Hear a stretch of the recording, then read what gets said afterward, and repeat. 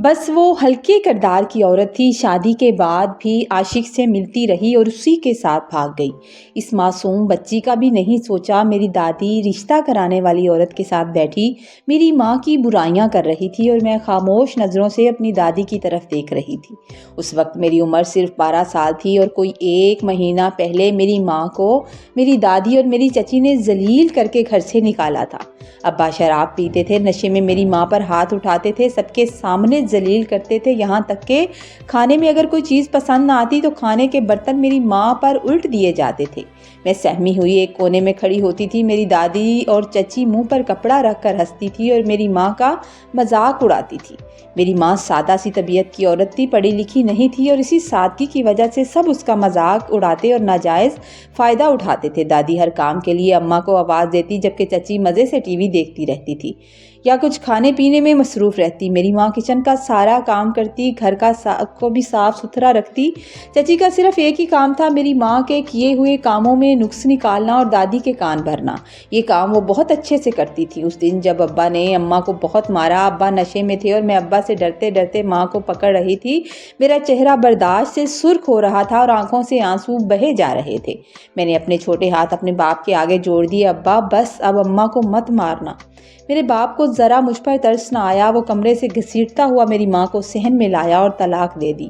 میری ماں کے جسم پر کئی زخم تھے۔ اس نے بے بسی سے میرا ہاتھ پکڑا اور جانے لگی، مگر ابا نے مجھے ہاتھ سے پکڑ کر اپنی طرف کھینچ لیا اور کہا کہ وہ اپنی اولاد تجھ جیسی عورت کو نہیں دے سکتے، دفع ہو جاؤ یہاں سے۔ اماں دوڑ کر دادی کے پاس گئی کہ میری بیٹی مجھے دے دو، مجھے اور کچھ نہیں چاہیے آپ سے۔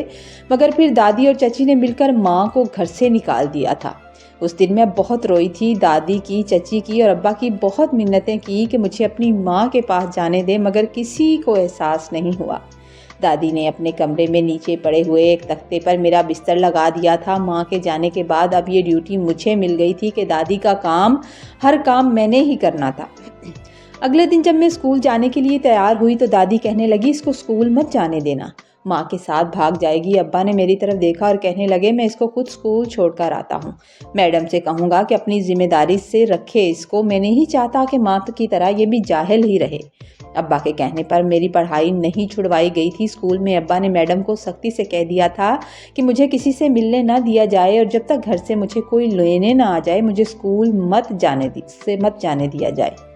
اب دادی نے ابا کے لیے پھر سے رشتے دیکھنا شروع کر دیے تھے اور آج ایک رشتے والی عورت آئی ہوئی تھی جس سے دادی اور میری ماں کی برائیاں کر رہی تھی اور میرے باپ کی اچھائیاں بیان کر رہی تھی۔ میں خاموش کسی مجرم کی طرح ان کے قریب بیٹھی تھی۔ اس عورت نے میرے سر پر ہاتھ پھیرا اور کہنے لگی کتنی پیاری بچی ہے اور کیسی ماں نکلی۔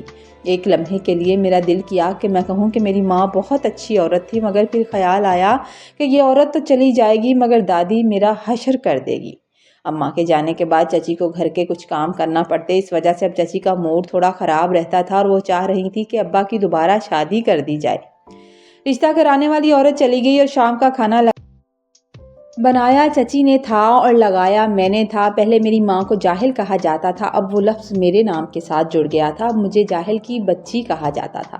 ایک دن شام کو بیٹھی کتابیں لے کر پڑھ رہی تھی کہ وہی رشتے کرانے والی عورت دوبارہ آئی اور کہنے لگی صبح کچھ مہمان آئیں گے، آپ لوگ انتظام کر لینا۔ لڑکی کا نام کاشفہ ہے اور کافی پڑھی لکھی ہے، خوبصورت لڑکی ہے، بالکل آپ کے بیٹے کی طرح، پیسے والی بھی ہے، جہیز اچھا لائے گی۔ اب آپ کی مرضی ہے کہ ان کو شیشے میں کیسے اتارنا ہے۔ اس بات پر میری دادی نے کہکا لگایا اور کہنے لگی یہ کام مجھ پر چھوڑ دو، لڑکی خوبصورت اور پڑھی لکھی ہونی چاہیے جو ہمارے گھر میں چلتی پھرتی اچھی لگے۔ تو عورت بولی ماں جی آپ فکر ہی نہ کریں، آپ دیکھیں گی تو حیران رہ جائیں گی۔ یہ بات سن کر میرا دل خون کے آنسو رو رہا تھا کہ اب میری ماں کی جگہ کوئی دوسری عورت آ رہی تھی۔ پہلے تو چچی اور دادی کے ظلم سہتی تھی، اب سوتیلی ماں کے بھی سہنے پڑیں گے، پتہ نہیں وہ کیسی ہوگی اور میرے ساتھ کیا سلوک کرے گی۔ اگلے دن میں تو اسکول تھی، میرے پیچھے کوئی مہمان آئے تھے اور ابا کو پسند کر گئے تھے۔ اس بات کا اندازہ مجھے شام کو دادی بہت خوش دیکھ کر لگا تھا۔ ابا بھی کہکے لگا رہے تھے۔ چھوٹی پھپھو بھی آئی ہوئی تھی اور وہ دادی اور چچی کے ساتھ اس لڑکی کو دیکھنے گئی۔ گھر آ کر سب لڑکی کی بہت تعریف کر رہے تھے۔ پھر شادی کی شاپنگ شروع ہو گئی اور میں وہ بدنصیب بیٹی تھی جو اپنے باپ کی دوسری شادی کی شاپنگ کر رہی تھی۔ آج دادی نے یہ عنایت کر دی تھی کہ مجھے بھی ساتھ لے گئی تھی اور اپنی پسند کا ایک سوٹ دلا دیا تھا۔ چچی نے حیران ہو کر پہلے میری طرف دیکھا، پھر دادی ماں کی طرف دیکھ کر کہنے لگی، اماں اتنا مہنگا سوٹ دلا دیا؟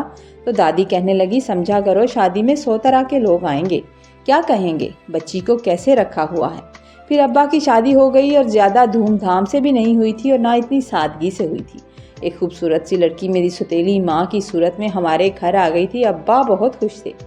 اس خوشی میں انہوں نے آج بھی پی رکھی تھی۔ دادی نے انہیں بازو سے پکڑا اور ابا کو سائیڈ پہ لے جا کر ڈانٹنے لگی کہ خدا کے لیے آج تو صبر کر لیتے، ابھی وہ نئی ہے، کچھ خیال کرنا، یہ زاہدہ نہیں ہے جو ہر بات برداشت کرے گی۔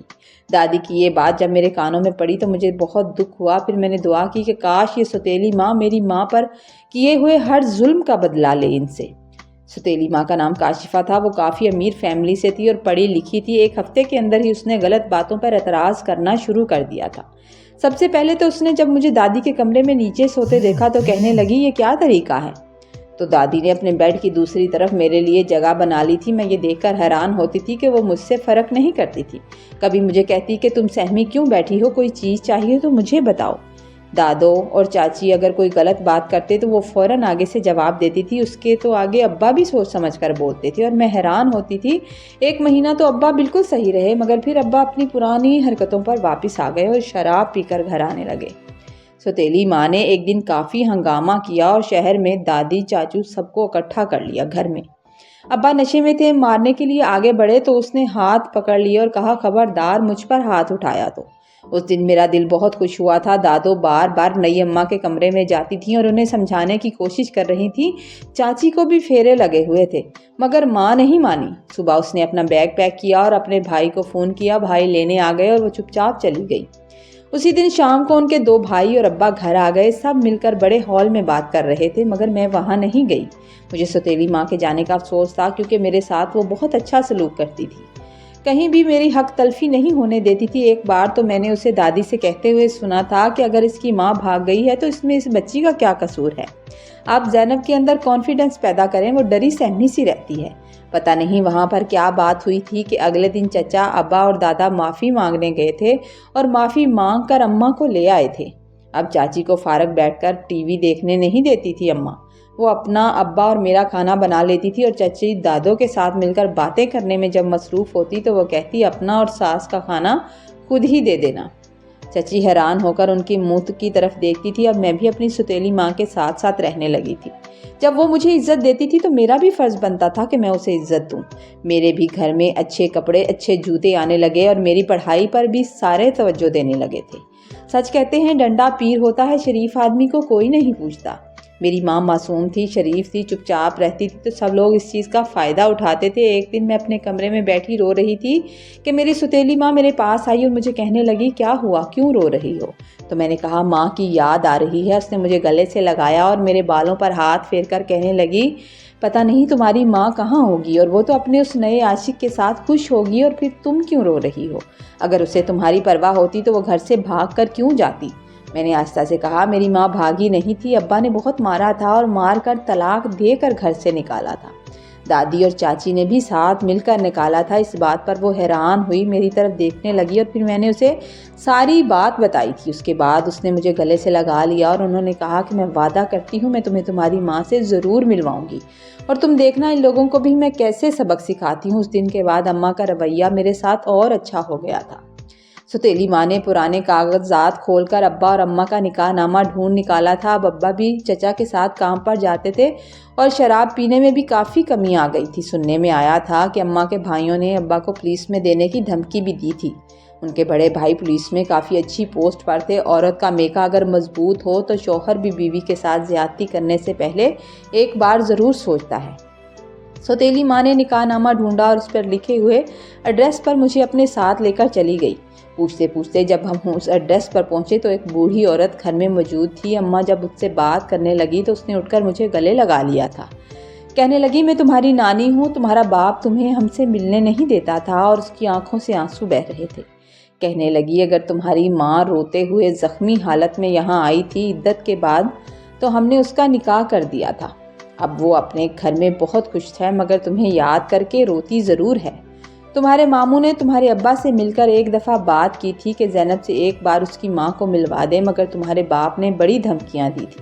ہم نے بھی تمہارے علاقے سے 1-2 لوگوں سے پتہ کرایا، پوچھنے پر پتہ چلا تھا کہ تم ٹھیک ہو۔ آج مجھے تمہیں دیکھ کر بہت خوشی ہو رہی ہے۔ وہ میرا چہرہ ہاتھ میں لیے رو رہی تھی۔ بچپن سے میرے باپ نے مجھے میری نانوں سے ملنے نہیں دیا تھا۔ اب وہ میری سوتیلی ماں کا شکریہ ادا کر رہی تھی کہ اس نے ہمیں ملوا دیا تھا۔ پھر نانوں نے میری ماں کو بلایا اور 1 گھنٹے کے بعد وہ مجھے ملنے بھی آ گئی تھی۔ ماں نے مجھے گلے لگا کر بہت دیر تک روتی رہی، میرا ماتھا چوما اور جیسے اسے یقین نہیں آ رہا تھا کہ میں اس کے سامنے ہوں۔ اسے فکر تھی کہ پتہ نہیں وہاں میرے ساتھ کیا ہوتا ہوگا، تو میں نے اس سے کہا تھا کہ ایک ماں کے جانے کے بعد مجھے دوسری ماں دے دی اللہ تعالیٰ نے۔ بے شک اب آپ کی جگہ کوئی نہیں لے سکتا، مگر میری سوتیلی ماں بھی مجھے اپنی ماں کی طرح ہی رکھتی ہے۔ پھر اماں کہنے لگی کہ اب میں اپنی بیٹی کو اپنے ساتھ لے کر جاؤں گی، تو سوتیلی ماں کہنے لگی اب آپ ایسا نہیں کر سکتی، میں اسے گھر سے اپنی ذمہ داری پر لائی ہوں، آپ یقین کریں آپ کا جب دل چاہے گا میں اسے آپ سے ملوا دیا کروں گی، اور میں آپ کو یقین دلاتی ہوں کہ یہ وہاں میرے ساتھ بہت خوش ہے۔ پھر دونوں کی آپس میں جانے کیا بات ہوئی تو نانو بھی سمجھانے لگی کہ تمہارا شوہر کبھی بھی پہلے شوہر کی بیٹی کو رکھنے کو نہیں مانے گا، اور جوان بچی ہے اس طرح تم لے کر مت جاؤ۔ مگر پھر ہم گھر واپس آ گئے۔ آج میں بہت خوش تھی۔ میں نے ماں کا شکریہ ادا کیا کہ آپ نے مجھے میری ماں سے ملا دیا۔ اس دن شام کو جب ہم کھانا کھا رہے تھے تو کاشفہ ماں نے دادوں سے کہنے لگی کہ اگر سمرین کے متعلق یہ کوئی بات کہے کہ وہ کسی کے ساتھ بھاگ گئی یا اس کا کوئی عاشق تھا تو آپ کو کیسا لگے گا اپنی بیٹی کے بارے میں یہ سن کر؟ اس سوال پر دادو جلدی سے کہنے لگیں استغفر اللہ، کیسی باتیں کر رہی ہو کاشفہ، کچھ سوچ سمجھ کر بولا کرو، ہم تمہاری عزت کرتے ہیں، تمہیں عزت دیتے ہیں، تو اس کا مطلب یہ نہیں کہ تم میری بیٹی کے متعلق جو مرضی بولو۔